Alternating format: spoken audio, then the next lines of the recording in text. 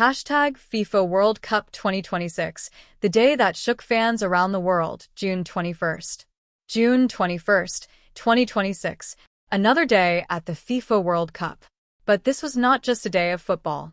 It was a day of emotions. A day of hope and heartbreak battling against each other. Early in the morning, thousands of fans gathered outside the stadiums wearing their national team jerseys. Some carried smiles on their faces, while others carried fear in their hearts. Everyone felt that something special was about to happen. And it did. The first major shock came from Japan. When the match against Tunisia kicked off, few people expected Japan to play with such confidence and intensity. Every attack looked dangerous. Every pass carried purpose. Then came the first goal, then the second, then the third, and then the fourth. Tunisia's fans fell silent, while Japanese supporters celebrated wildly in the stands. The scoreboard showed Japan 4-0 Tunisia. And suddenly the world realized that Japan had not come simply to participate. They had come chasing the dream of becoming world champions. But the real storm was still yet to come. As evening arrived, Spain faced Saudi Arabia. Saudi fans hoped their team could produce another famous upset. But Spain started applying pressure from the very first minute. Ball possession, quick passing, and then a goal. 18-year-old sensation Lamine Yamal lit up the stadium.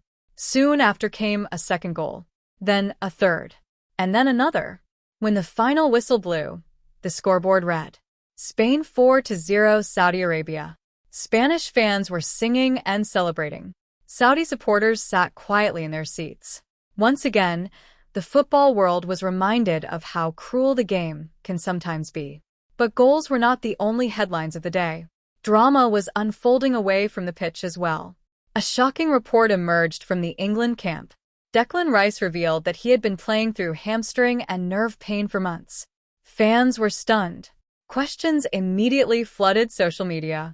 Are England star players truly fit? Could this injury become a serious problem later in the tournament? Then another heartbreaking story arrived from the Canadian camp. Midfielder Ismail Kone suffered a serious leg injury. His tournament was over. Fans were devastated. Only days earlier, he had been one of Canada's heroes. Now he was leaving the field on a stretcher. One of the saddest moments of the tournament. There was more bad news for Brazil. Star winger Rafinha was ruled out of the World Cup because of injury. Millions of fans sent messages of support online. One fan wrote, "Brazil won't feel the same without you." Another said, "Come back stronger, champion." And once again, the football world remembered that the World Cup is not only about goals. It is also about sacrifice. Meanwhile, another story was being written in Miami. Fans from Uruguay and Cape Verde searched desperately for shade under the intense heat. The temperature was brutal. The humidity was exhausting. Yet nobody wanted to leave. There was sweat. There was fatigue. But the passion for football was stronger than both. Every fan seemed to carry the same message. For the World Cup, everything is worth it. As night began to fall, social media exploded with football reactions. Some people praised Japan's incredible performance. Others talked about Spain's dominance. Many expressed sympathy for injured players. And countless fans opened qualification calculators, trying to predict what would happen next. Everywhere you looked, there was only one topic. The World Cup. Only football. Only emotions. June 21st, 2026 reminded us of something important. The World Cup is not just a 90-minute game. It is a story of tears. A story of hope. A story of supporters who traveled thousands of miles just to wave their nation's flag. And when the night finally came to an end, some people went to sleep smiling.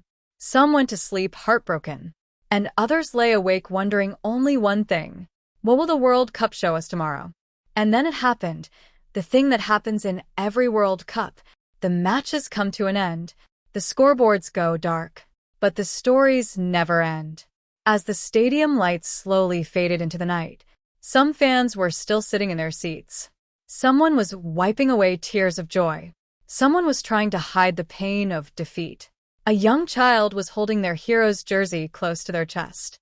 And an elderly supporter looked toward the sky and quietly said, This is what the World Cup is all about. But that night, another storm was rising on social media. Videos were going viral. Fan reactions were spreading across the world. Supporters from Japan were singing. Fans from Spain were dancing in celebration, while supporters from other nations were questioning their teams. Across every platform, there was only one discussion. Who can become the champion? Who might be heading home? Who will deliver the next big surprise?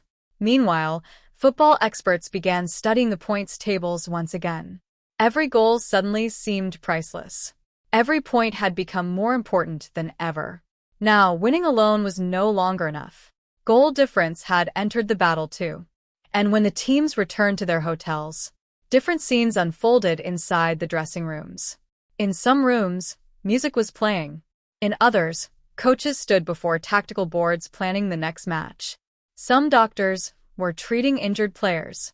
And somewhere, footballers sat silently in front of their lockers, as if asking themselves difficult questions. Can we reach the next round? Can we make our country proud?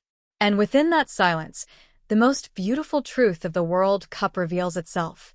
No match here is ever just a match. Behind every game are millions of dreams.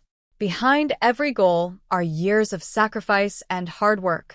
And behind every injury is a footballer's broken heart. June 21st had come to an end, but the tournament was still young. The biggest clashes were still ahead. The biggest shocks were still waiting to happen. And perhaps the greatest story of all had not even been written yet.